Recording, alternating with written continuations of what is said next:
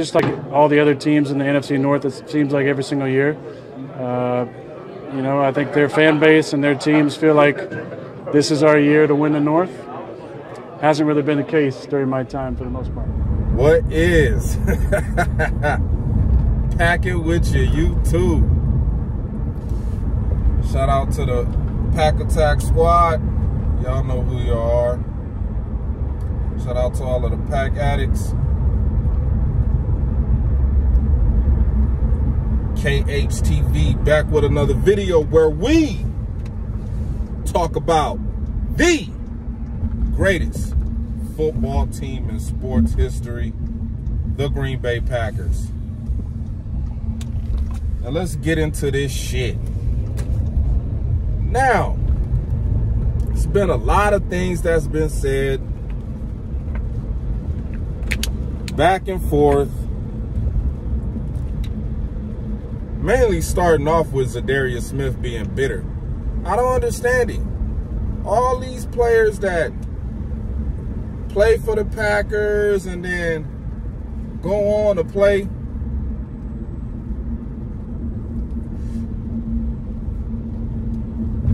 for the Minnesota Vikings, I don't get it, man. It's like they catch the Greg Jennings bitter syndrome.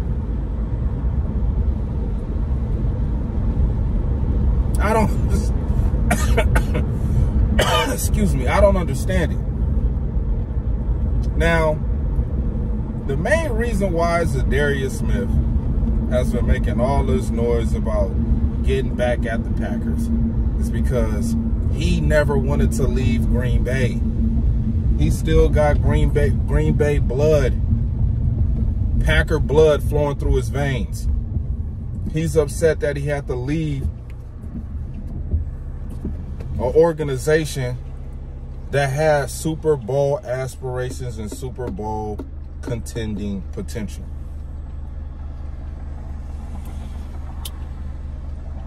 Brett Favre has done it. Greg Jennings has done it. You know, not to mention other players we've had that went to other teams in our division. You know, I'm going to exclude Jamal Williams from that, but you know, he might be feeling some type of way too. He probably wanted to remain a Packer and was mad he had to leave. Also, you know, we seen it with Greg Jennings. You know, we seen Clinton Dix, who played a hell of a game in the 2014 NFC Championship game against the Seahawks. I think he had like 2 interceptions in that game. I think one I don't know if he returned one for a touchdown, but yeah, he had like 2 interceptions in that game. All this rain hitting California now, and hot at the same time. So, Zadarius has been running off at the mouth on how the Packers did me wrong, you know what I'm saying? After my back surgery, you know what I'm saying? They, you know, the atmosphere in the locker room was just different when I came back. It was like nobody acknowledged me. I was the one that changed the culture in that building. And you did, Zadarius Smith. Yes, you fucking did. You started the D train. You got the defense pumped up when they made plays. Yes, you did, Zadarius Smith. You brought excitement to the Packers defense. You did that. I give you credit for that. The whole Smith brothers thing that you and Preston Smith started, it took off. Y'all made money off of all of that. But don't bite the hand that fed you and gave you opportunities to win a Super Bowl. And that's another reason probably why you're mad. Because you probably feel that the Packers are probably going to win a Super Bowl. And you're not going to be in on it. That's understandable. That is understandable. And I get it. It's all in the name of good competition. It's all in the name of good competition. I'm gonna get to the NFC North. We're gonna talk about it. We're gonna talk about it. But don't get it twisted, Zadarius.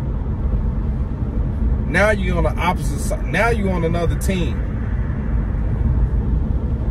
Playing against Aaron Rodgers.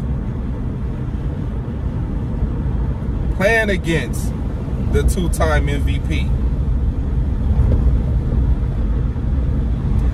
Zadarius, you are a third down pass rusher with the Ravens, man.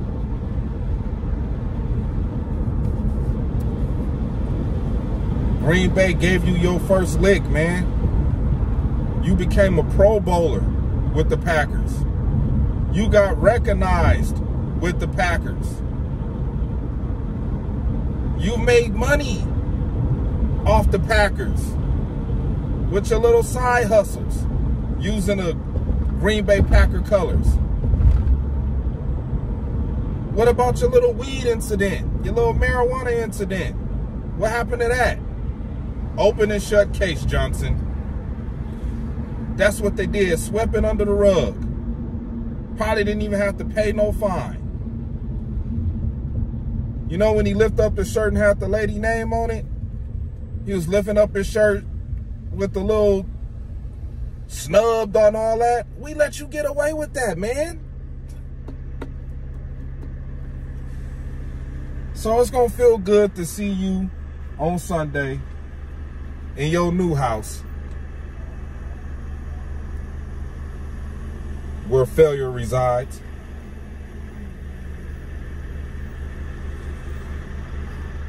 And we gonna see if you are who we thought you were. So let's move on to this division. And this is what Aaron Rodgers comment, statement, quote, what he said in the locker room about the division. Y'all seen the clip. Y'all seen the clip at the beginning. He didn't say that to put the rest of the division on notice. He basically stated, yeah, as long as I'm in this division, the rest of you teams don't get your hopes up so high. And I love the fact that these fan bases in our division, oh shit.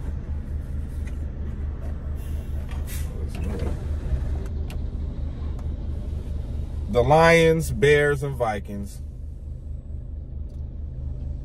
I'm happy y'all getting riled up. I mean, I don't know why y'all do it to yourself every fucking year. Soon as the offseason come, y'all talking shit. Y'all talking shit. Y'all pumping up the guys that y'all got, whether it's a new coach. How many coaches have came and went, not just from the Packers? I mean, I'm talking about head coaches. How many head coaches have came and went with all of these teams, the rest of these teams in the NFC North? How many coaches has the Lions had? How many coaches have the Bears had? How many coaches have the Vikings had? Like, y'all organization are just walking turnstiles to nowhere. What?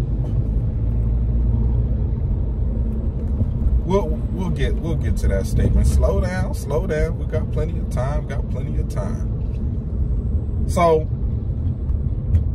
that was one reason why Rodgers said what he said. Basically, let the Lions, Bears, and Vikings know, as long as I'm playing in this division, y'all just wasting your time. Wasting your breath, thinking that y'all got a chance. Whether it's by injury or once he's gone from the league for good. That's the only time y'all probably have a chance at winning a division. And I say probably. we still might win it. Looking at y'all teams the way y'all got them built. Another reason why he said what he said. To put the young guys on notice. Just like you had college rivalries, it's the same thing in this division. We have division rivalries. Wake up, guys. This is a division game. You got to win the division games. They're important. That's what Aaron Rodgers was saying at the locker room with all of them around. You see, when he said that, he was speaking up kind of loud to those that were around him, letting them know, hey, this is a serious game. You know what I'm saying? I'm not saying what I'm saying to talk shit about the other teams in the division. I'm saying this shit so y'all understand what's at stake playing in this division. We've been winning this motherfucker for quite some time. Romeo Dobbs, you know that.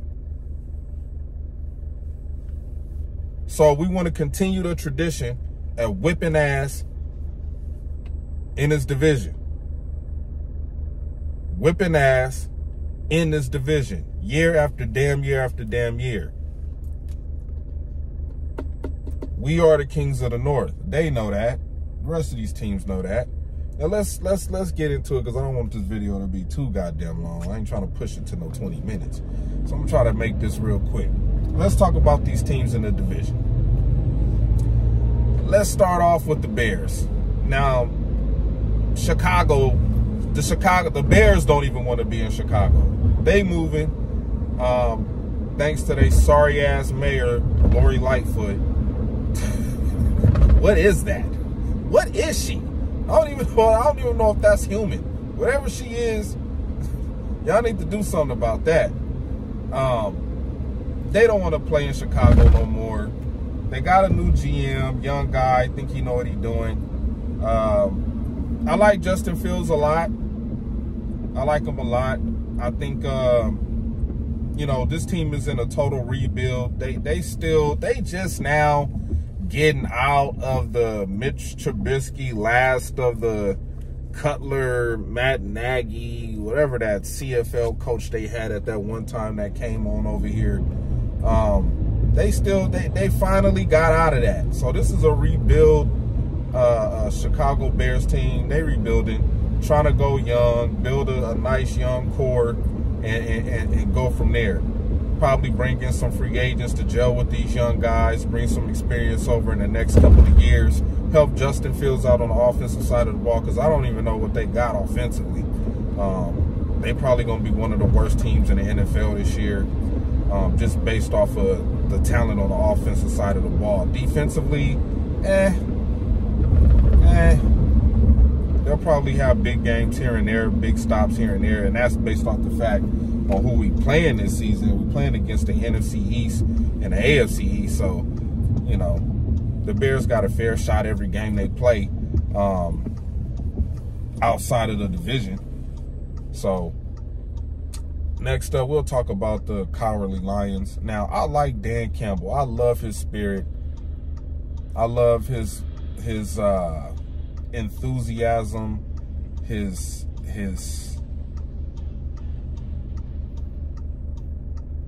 passion for trying to make the Lions be a good team. Now, how many games they won last year? Like 3, I think. I think they won 3 games last year.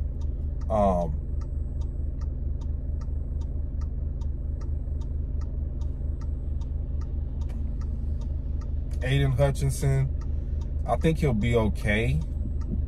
I don't know what to necessarily say about Jared Goff, and I like Jamal Williams a lot. I like Amon St. Brown. I think he's going to be a stud in the offense. I think him and Jared Goff are going to really, really mesh well together with that connection, quarterback-wide receiver connection. I like that. I think they could do some things. I forgot who is they tight end. I think they got a pretty good tight end too.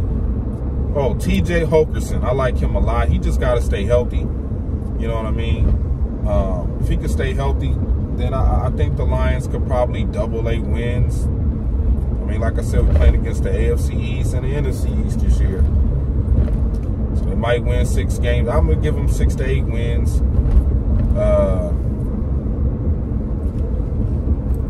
These damn windshield wipers, man, got a mind of their own. Automatic shit, man. When you got a fucking foreign vehicle, man. To work these things. It ain't been raining in California until today. So, but the Vikings, it's a lot to say about the Vikings. A lot to say about the Vikings. I mean, of course, you know, the Bears got a new coach. I forget his goofy ass name. The Vikings, you know, Matt Eberflus,